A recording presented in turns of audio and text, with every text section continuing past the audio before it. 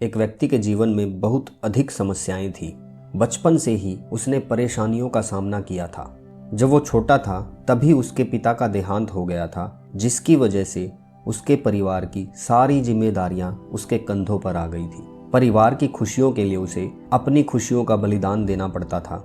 जैसे तैसे करके उसने अपने परिवार का पालन पोषण किया और फिर जब वो बड़ा हुआ तो उसकी शादी भी हो गई। शादी होने के बाद समस्याएं और भी बढ़ गई। उसे ऐसा लग रहा था कि वो अपने लिए तो जी ही नहीं पा रहा है।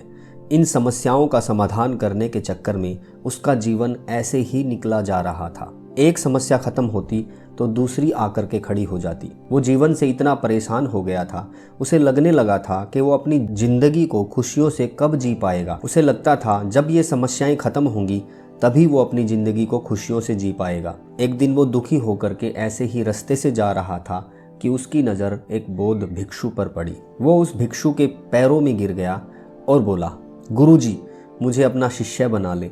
मैं जिंदगी से परेशान हो गया हूँ, बहुत दुखी हूँ और मुझे सूझ नहीं रहा है कि मुझे क्या करना चाहिए। मैं अपनी ज़िंदगी में खुशियाँ कैसे लाऊं, मैं इन समस्याओं को कैसे सुलझाऊं। कृपया करके मुझ पर अपना आशीर्वाद बरसाएं और मुझे अपना शिष्य बना ले।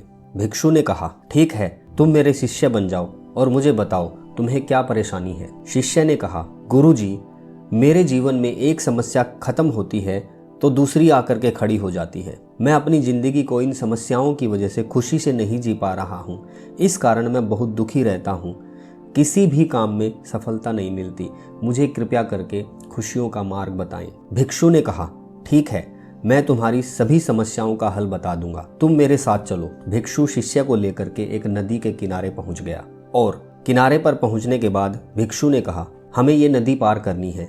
इतना कह करके भिक्षु नदी के किनारे पर ही खड़ा हो गया। शिष्य भी अपने गुरु के साथ वहीं पर खड़ा हो गया। कुछ देर इंतजार करने के बाद शिष्य ने पूछा, गुरुजी, हमें तो ये नदी पार करनी है ना, तो हम यहाँ पर क्यों खड़े हैं? भिक्षु ने जवाब दिया, हम इस नदी के सूखने का इंतजार कर रहे हैं। ये बात सुन करके उस व्यक्ति को बड़ा आश्चर्य हुआ और वो बोला, गुरुजी, आप ये कैसी बात कर रहे हैं? नदी के सूखने का इंतजार क्यों कर रहे हैं? हमें नदी को ऐसे ही पार करना होगा, नदी नहीं सूखेगी। ये बात सुन करके भिक्षु मुस्कुराने लगा और बोला, मैं तुम्हें यही तो समझाना चाहता हूँ। जीवन में समस्याएं तो आती रहेंगी, हमें इन समस्याओं के साथ ही जिंदगी को जीना है और आगे बढ़ना है।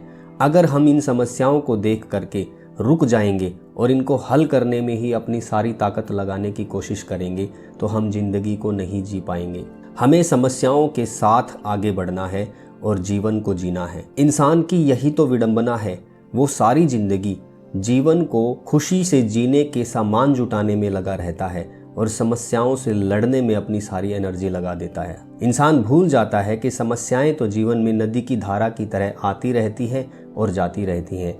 हमें इन्हीं के साथ जीना होता है, इनके साथ आगे बढ़ना होता है। अगर हम रुक जाएंगे तो एक भी बाधा पार नहीं हो पाएगी। शिष्य को गुरु की यह बात समझ में आ गई और उस दिन के बाद उस व्यक्ति की जीवन के प्रति सोच ही बदल गई। तो दोस्तों, ये कहानी आपको कैसी लगी?